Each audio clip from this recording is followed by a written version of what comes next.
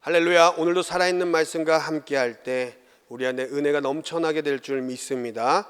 오늘의 본문 말씀 골로새서 2장 6절에서 12절 말씀입니다. 그러므로 너희가 그리스도 예수를 주로 받았으니 그 안에서 행하되 그 안에 뿌리를 박으며 세움을 받아 교훈을 받은 대로 믿음에 굳게 서서 감사함을 넘치게 하라. 누가 철학과 헛된 속임수로 너희를 사로잡을까 주의하라. 이것은 사람의 전통과 세상의 초등학문을 따르며 그리스도를 따름이 아니니라. 그 안에는 신성의 모든 충만이 육체로 거하시고 너희도 그 안에서 충만하여졌으니 그는 모든 통치자와 권세의 머리시라. 또 그 안에서 너희가 손으로 하지 아니하는 할례를 받았으니 곧 육의 몸을 벗는 것이요 그리스도의 할례니라. 너희가 세례로 그리스도와 함께 장사되고 또 죽은 자들 가운데서 그를 일으키신 하나님의 역사를 믿음으로 말미암아 그 안에서 함께 일으키심을 받았느니라. 아멘. 세상 속에서 그리스도인으로 살기라는 말씀의 제목으로 함께 은혜를 나누도록 하겠습니다. 우리가 크리스찬으로서 세상에서 산다라는 것 쉬운 일이 아닙니다. 제가 필리핀에서 학교를 다녔을 때 자기소개하는 시간이 있었습니다. 그 자기소개서 하는 그 시간대 저의 첫 앞에 문장은 이거였어요. 안녕하세요, 저는 예배자입니다. 그리고 자기소개가 끝나고 난 후에 박수를 받았습니다. 그리고 교수님이 저에게 말씀하셨어요. 지금까지 들은 최고의 자기소개서다. 중요한 면접이나 아니면 중요한 미팅 가운데 과연 우리는 스스로가 저는 크리스천입니다 밝히는 것, 조금이라도 이 용기가 필요할지 모릅니다. 굳이 말할 필요도 없지만 숨길 필요도 없고, 중요한 것은 말할 기회가 있을 때 약간 망설여진다는 거예요. 내가 사랑하는 사람, 내가 자랑하고 싶은 것을 누군가에게 말할 땐 망설이지 않습니다. 밝히는 순간 내 행실을 똑바로 해야 할 것 같고, 괜히 교회 다닌다고 욕먹을 것 같고, 예전보다 지금의 현실이 아마 크리스천으로 산다는 것이 더 힘든 상황일지 모릅니다. 윤성철 저자의 올인이라는 기독교 서적이 있습니다. 이 책의 내용은 이렇습니다. 20살 때 미국으로 이민 가서 백만장자의 꿈을 꿉니다. 커피와 다가에 예쁜 자매들도 있다는 선배 말에 혹해서 교회를 처음 가게 돼요. 성경이 진짜인지 거짓인지 읽어보고 결정하자는 마음에 성경 공부를 하던 중 요한복음의 말씀을 읽고 예수님을 영접합니다. 예수님이 진리라면 제대로 믿어보자 생각하고 올인하기로 했습니다. 그는 일본 선교를 다녀오고 뒤늦게 신학 공부를 한 뒤 2004년도에 목사 안수를 받습니다. 세상과 하나님 양쪽에 두 발을 올려놓고 때에 따라 적당히 무게중심을 옮기며 사는 현대인들을 향해서 하나님께 올인하라고 말합니다. 어느 날 이 저자는 저녁 한 집회에 참석했어요. 은혜로운 시간이 진행되는 가운데 강사 목사님이 하나님께 대한 전적인 헌신을 강하게 사람들에게 도전했습니다. 그리고 이분은 그래 헌신해야지 속으로 그러고 있는 순간 주님이 갑자기 너도 하는 거였어요. 그래서 약간의 당혹감과 함께 책의 저자는 짜증 섞인 목소리로 대뜸 이렇게 말했어요. 했잖아요. 다 했잖아요. 백만장자 되는 것도 포기하고 헌신해서 그나마 있던 것까지 다 가져가셔서 이제 책하고 옷 빼고는 아무것도 없잖아요. 지금 겨우 친구 방에 얹혀 살고 있잖아요. 제가 얼마나 헌신했는지 다 아시면서 뭘 더 헌신하라고 하시는 겁니까? 이렇게 따지듯 하나님께 대들었어요. 그러자 주님은 부드럽게 그러나 단호하게 말씀하셨어요. 나는 너에게 무엇을 요구한 게 아니다. 너의 손에 있는 뭘 달라고 한 것도 아니다. 나는 너를 원한다.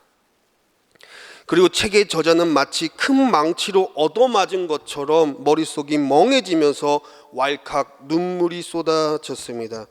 그리고 그때 깨달은 것이 주님은 내게 있는 무엇을 받기 원하는 것이 아니라 나를 원하시는 분이다. 그리고 이 책의 저자는 예전에는 주님을 나의 구주와 주인으로 온전히 받아들이는데 올인을 했다면, 이제는 그분의 콜링 앞에서 내가 가진 무언가를 드리는 헌신이 아니라 자신을 헌신하는 올인을 해야 한다라고 고백합니다. 갈라디아서 2장 20절 말씀은 이렇게 말씀합니다. 내가 그리스도와 함께 십자가에 못 박혔나니 그런즉 이제는 내가 사는 것이 아니요 오직 내 안에 그리스도께서 사시는 것이라.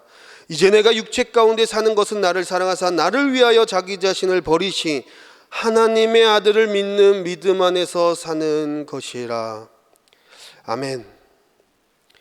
그런데 여러분, 이 말씀이 진짜 아멘이 되십니까? 참 어려운 말씀입니다. 세상 속에서 이 말씀을 지킨다는 것은 우리가 크리스천이라는 사실을 부끄럽게 생각하는 말씀일지도 몰라요. 나는 죽고 주가 살고, 나는 없고 주님만 있고, 내가 죽는다는 것은 이젠 내 뜻이 아니라 주님 뜻대로 내가 살아간다는 것입니다.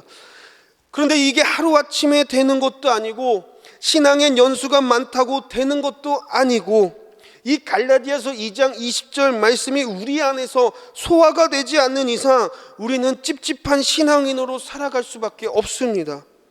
근데 이 말씀이 우리에게 요구하는 것처럼 들리면 우리는 할 수 없어요. 이 말씀은 우리에게 요구하는 것이 아니라 우리를 향한 하나님의 사랑을 보여주고 계신 거예요. 예수님이 십자가에서 나를 위해 물과 피를 흘리시고, 그분이 모든 것을 십자가에서 나 때문에 올인하신 그 이유가 무엇이겠습니까?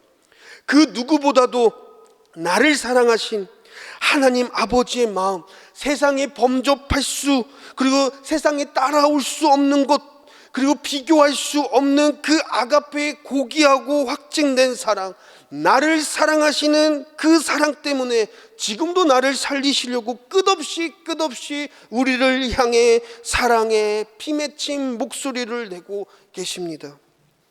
세상은 변해요. 여러분의 가장 가까운 사람도 그 사람의 이익을 위해서라면 여러분을 배신합니다. 부모의 사랑 변하진 않지만 영원할 수는 없어요. 자녀를 향한 사랑 너무나도 사랑하지만 한계가 있습니다. 남녀의 사랑 당연히 변합니다. 주님은 알고 계신 거예요. 진짜 사랑, 값없이 주는 사랑, 아가페의 사랑, 변하지 않는 사랑, 영원한 사랑, 그것도 바로 나를 위한 그 사랑, 그것은 오직 예수 그리스도만이 줄 수 있다. 사랑하는 성도님들, 이것을 우리가 깨닫게 된다면 갈라디아서 2장 20절 말씀이 아멘이 됩니다. 십자가에서 모든 게 스탑이면 우리에겐 소망도 희망도 없습니다. 십자가가 있기에 부활이 있고, 그 부활이 있어서 성령의 역사가 있으며, 성령의 역사가 지금도 운행하기 때문에 우리 안에 살아 계신 예수 그리스도와 함께 살아가는 것입니다. 오늘 본문 말씀 12절 말씀입니다. 너희가 세례로 그리스도와 함께 장사되고 또 죽은 자들 가운데서 그를 일으키신 하나님의 역사를 믿음으로 말미암아 그 안에서 함께 일으키심을 받았느니라. 아멘. 사랑하는 성도님들, 예수 그리스도의 십자가 사건으로 우리는 하나님께 달려갈 수 있어요. 이 십자가 사건으로 죽음에서 생명을 얻어요. 십자가 사건으로 저주들이 축복으로 바뀝니다. 십자가 사건으로 예수의 피의 능력이 무엇인지 알게 됩니다. 십자가 사건으로 수많은 사람들이 주는 그리스도시요 살아계신 하나님의 아들입니다 라고 고백을 합니다. 우리가 우리 자신을 부인하고 자기 십자가를 진다는 것은 세상 속에서 저주가 있는 곳에 우리를 통해 축복이 흘러가고 하나님의 영광을 운반해버리고 주의 임재에 젖어들고 예수 그리스도의 피의 능력을 보게 하며 죽었던 모든 것들이 다시 한번 회복과 생명력을 얻어 주는 그리스도시요 살아계신 하나님의 아들입니다 라는 이 고백이 터져나게 하기 위함이에요. 할렐루야.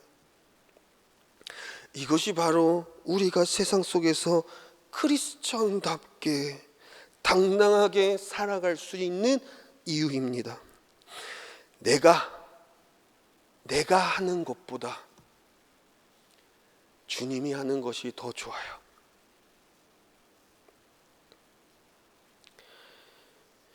그 주님이 일하실 수 있도록 삶의 자리에서 우리 자신을 부인하고 십자가를 꽂기를 예수님의 이름으로 축원합니다. 기도합니다. 사랑의 주님, 더욱더 악해져가는 이 시대 속에서 우리의 신앙을 지키는 것이 너무 힘듭니다.